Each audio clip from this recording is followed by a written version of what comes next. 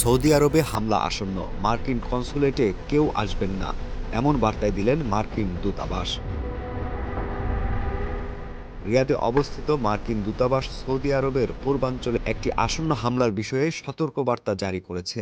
সামাজিক যোগাযোগ মাধ্যমে দেওয়া এক পোস্টে দূতাবাস জানিয়েছে, ধারান ড্রোন বা ইউএভি হামলার আসন্ন হুমকি রয়েছে, দয়া করে কেউ মার্কিন কনসুলেটে আসবেন না।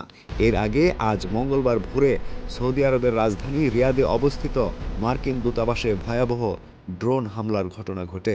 সৌদি আরবের প্রতিরক্ষা মন্ত্রণালয় সামাজিক যোগাযোগ মাধ্যম এক্সে দেওয়া এক বিবৃতিতে হামলার খবর নিশ্চিত করে। এরপর সৌদি দূতাবাস বন্ধ করে দেওয়া হয়েছে। এদিকে সাইপ্রাসে রণতরী পাঠাচ্ছে যুক্তরাজ্য। সাইপ্রাসে রণতরী ও হেলিকপ্টার পাঠাচ্ছে যুক্তরাজ্য। ব্রিটিশ প্রধানমন্ত্রী কিয়ার স্টারমার সামাজিক যোগাযোগ মাধ্যম এক্সে এক পোস্টে এই কথা জানিয়েছেন। গত সোমবার সাইপ্রাসের ব্রিটিশ রয়্যাল এয়ারফোর্সের অ্যাক্রিটিরি ঘাঁটির রানওয়েতে ইরানি ড্রোন আঘাত হানে। এতে সামান্য ক্ষয়ক্ষতি হলেও কোনো হতাহতের ঘটনা ঘটেনি। এই ঘটনার পর ব্রিটিশ প্রধানমন্ত্রী সাইপ্রাসে রণতরী পাঠানোর উদ্যোগ নেন।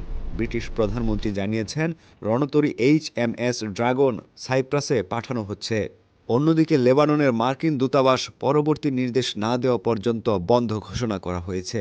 লেবাননের বৈরুতে অবস্থিত মার্কিন দূতাবাস জানিয়েছে, চলমান আঞ্চলিক উত্তেজনার কারণে পরবর্তী নির্দেশ না দেওয়া পর্যন্ত দূতাবাসটি বন্ধ থাকবে। এই বিবৃতিতে জানানো হয়েছে, অন্যান্য সব নিয়মিত এবং জরুরি কনসুলার অ্যাপয়েন্টমেন্ট বাতিল করা হয়েছে।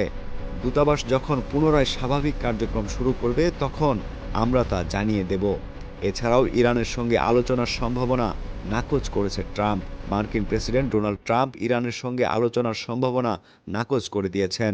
সামাজিক যোগাযোগ মাধ্যমে দেওয়া এক পোস্টে তিনি দাবি করেছেন, যুক্তরাষ্ট্র ও ইসরায়েল যৌথ হামলা শুরু হওয়ার পর ইরান আলোচনার প্রস্তাব দিয়েছিল। ট্রাম্প বলেন, এখন ইরানের সঙ্গে আলোচনার সময় পার হয়ে গেছে। এর আগে ট্রাম্প বলেছিলেন, ইরানের নতুন নেতৃত্ব মার্কিন প্রশাসনের সঙ্গে আলোচনার আগ্রহ প্রকাশ করেছে, তিনিও আলোচনায় রাজি আছেন। পরে হোয়াইট হাউস থেকেও বিষয়টি জানানো হয়েছিল। এদিকে আমিরাতের হামলায় এ পর্যন্ত ৩ জন নিহত, আহত ৬৮ জন। সংযুক্ত আরব আমিরাতের প্রতিরক্ষা মন্ত্রণালয়ের মুখপাত্র জানিয়েছেন, আমিরাত জুড়ে ইরানের চালানো হামলায় এ পর্যন্ত ৩ জন নিহত ও ৬৮ জন আহত হয়েছে। গত শনিবার ইরানে হামলা চালায় যুক্তরাষ্ট্র ও ইসরায়েল। এর জবাবে ইরান মধ্যপ্রাচ্যের বিভিন্ন দেশে থাকা মার্কিন ঘাঁটি লক্ষ্য করে হামলা চালিয়ে যাচ্ছে। আমিরাতের প্রতিরক্ষা মন্ত্রণালয় জানায়, ইরান থেকে আমিরাত লক্ষ্য করে এ পর্যন্ত ১৬৮টি ক্ষেপণাস্ত্র ড্রোন ছোড়া হয়েছে। এর মধ্যে ১৭২টি ক্ষেপণাস্ত্র ধ্বংস করা হয়েছে এবং ১৩টি সমুদ্রে গিয়ে পড়েছে। একটি ক্ষেপণাস্ত্র আমিরাতের ভূখণ্ডে আঘাত হেনেছে।